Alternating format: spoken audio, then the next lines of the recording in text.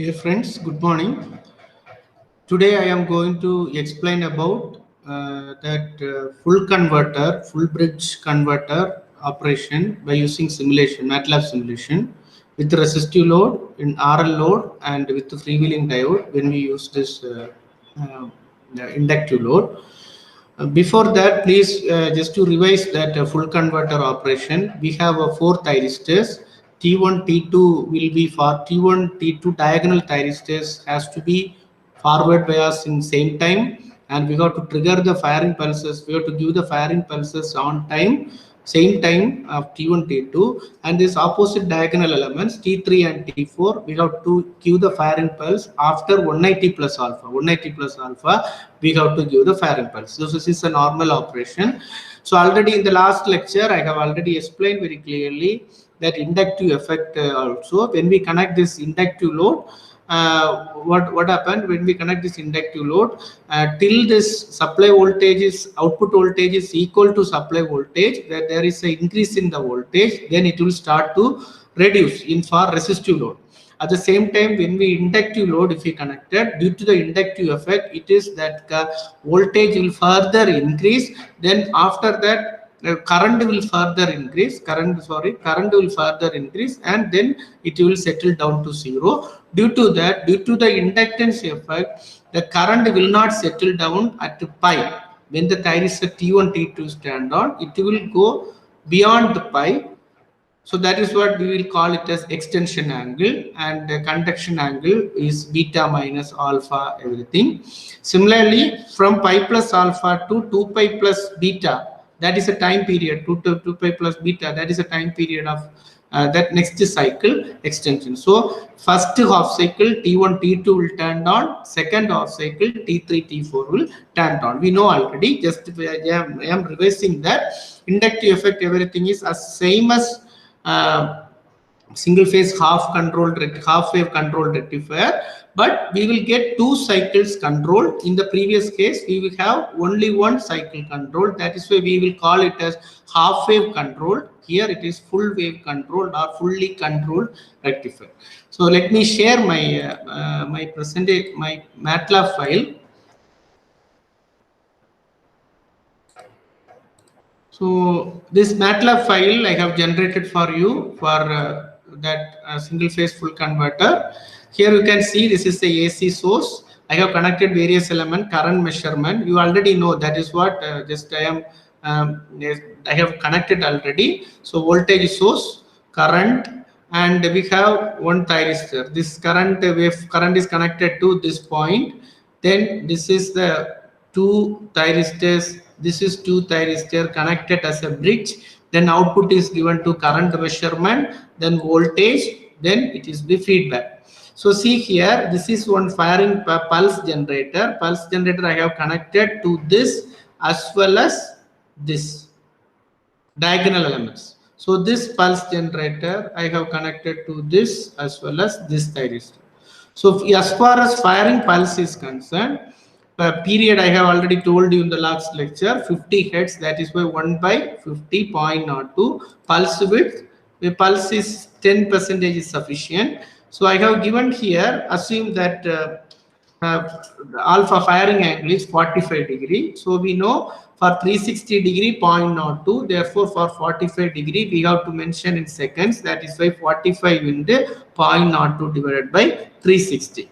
So again we have to give the firing pulse to these two diagonal thyristors. For that there is only one difference is 1.02, everything is same. What will you do? I have converted this 190 plus alpha. Alpha already same as the previous pulse generator, 45 into 0.02 divided by 360. Here what I have done, I have converted 190 also in seconds. You can directly write 0.01 if you know, but for that just I am explaining this for easy understanding. I am showing this 190 into 0.02. So this is the control circuit. So I have used here go to and from operation from blocks, so that I should not be congested much that circuits. Then output voltage also I have connected here. Then here what I have done, the thyristor current and voltage I have connected combinedly to VT2. This is the scope. Then thyristor T1 and T2, T1 and T2, and this is the this is for T3 and these two thyristors, and this is for this another two thyristors I have connected here. So if you are now the one cycle is 0.02 seconds. That is why I have run the simulation for. I am planning to run the simulation for the time period of 0.08. Let me run the simulation. If you see here, as we know, first one is input voltage, AC wave. So I have combined the gate pulses of thyristor T1, T2, T3, T4 in one waveform. So what the yellow color shows this thyristor T1 and T2, and that blue color which will shows that the thyristor T3 and T4 trigger impulses. That means alpha, then pi plus alpha, alpha, then pi plus alpha, like that. Then this is voltage and the current are in that same phase. This yellow color which will shows this current, you know already, till the current, what happened till this 0 to alpha, thyristor will be thyristor T1, T2 will be forward bias. At the same time, we have not given the firing pulse. Firing pulse given at 45 degree. That is why 0. Then current increases. So if you zoom it, you will get it proper waveform. But as the voltage magnitude is more, you cannot see the proper waveform. But you can see, you can connect it separately also. It is your wish to do it and all. So this is the current. So it will be 0. T1, T2 will be reverse bias. Then after 120 degree, after that, this is that what happened after that, thyristor with T1, T2 will be reverse bias. After that thyristor T2 will be reverse bias. Then again it will be forward bias. Then next new half cycle has come, positive half cycle has come. Therefore thyristor will be conduct. So till whenever the forward bias, once the firing pulse is given, we have there is a current. Then voltage waveform, I already told you, forward blocking stage. Then there is here 0 current voltage since the current is flowing. Then reverse bias, then forward blocking state, and so on. Then this is just for 180 degree shift for T3 and T4. T3 and T4 will be forward bias for negative half cycle. So during the forward bias time, it is in the forward blocking region, since we have not given the thyristor firing pulse, so that voltage will be high. Then it will be settled down 0. Then again reverse bias. Then it will be so on. Then current will be during this forward bias time. Once the firing pulses is given, this thyristor will start to conduct. That is why current waveform is in this yellow color. It will be highlighted. Then source current, you can see. Source current will be during positive half cycle from 40 alpha to pi. Current will be there. Then there is no current since negative half cycle. Then again next T3 and T4 will conduct, so that this waveform will be like this. Then it will reflect the shape of resistive load. Then load current also, the load current we know T1, T2 will conduct, so that load current will be there. Then T3, T4 will conduct, again load current will be there. Next cycle again T1, T2 will conduct, T3, T4 will conduct, and so on.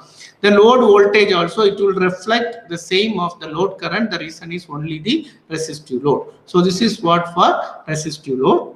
Then let me explain about that RL load. In this RL load, I have chosen some resistance RL load of around 80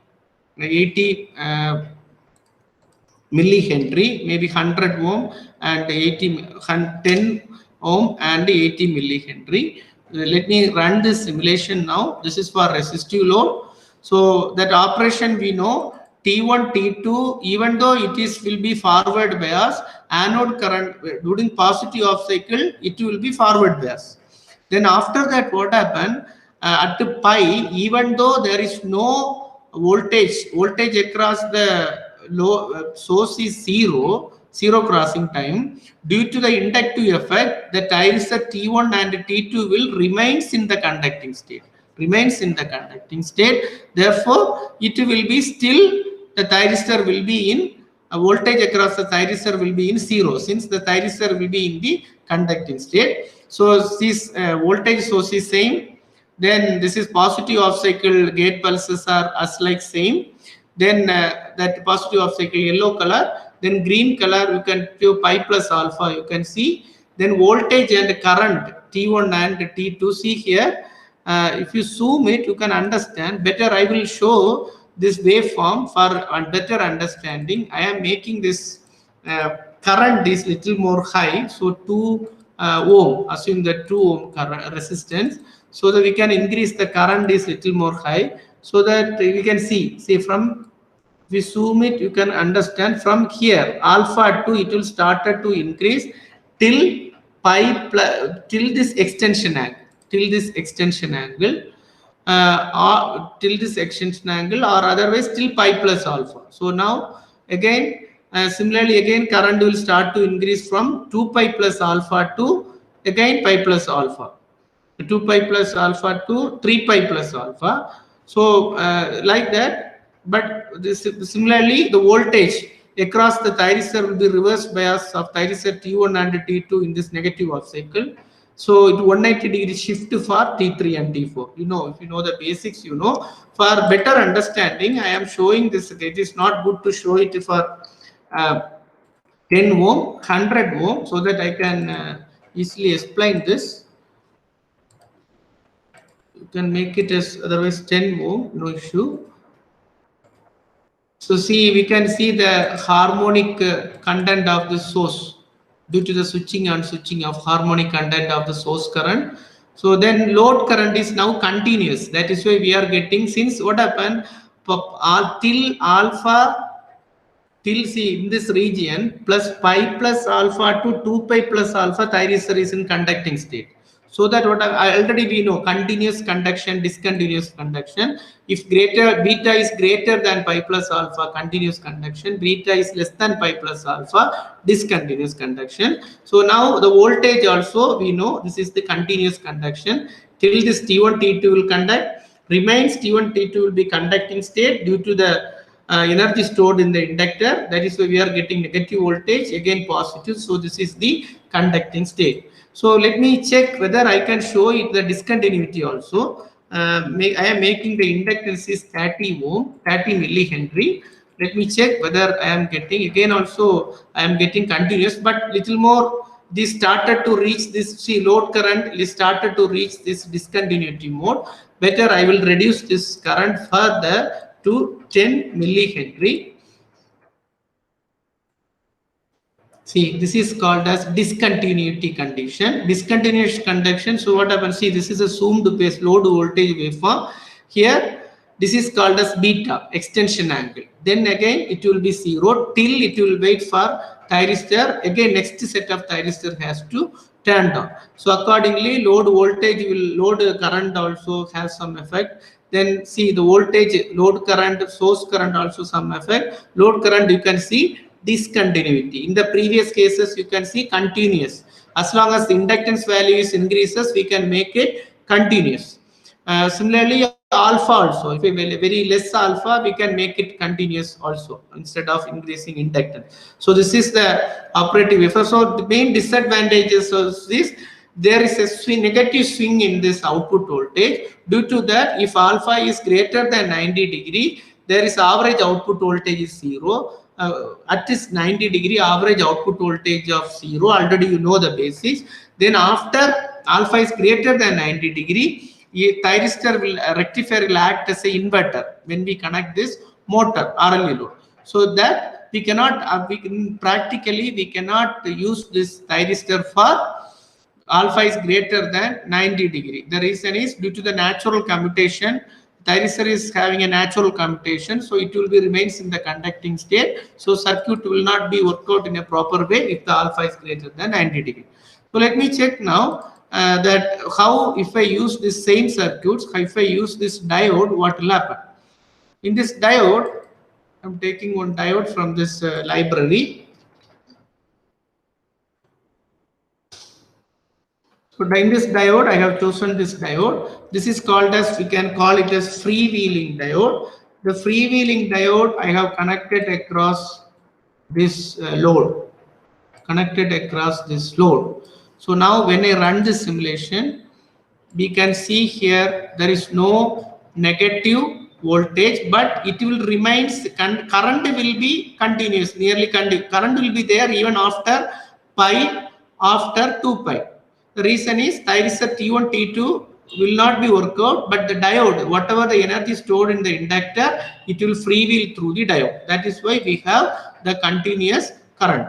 So then just one more time I want to check. I would like to show this is for freewheeling. This is for without freewheeling. So therefore, there is a negative swing in the output voltage. So now, so with this, I hope you understood for resistive load, R load, RL load, and this with the freewheeling diode. With this, today I would like to conclude this my presentation.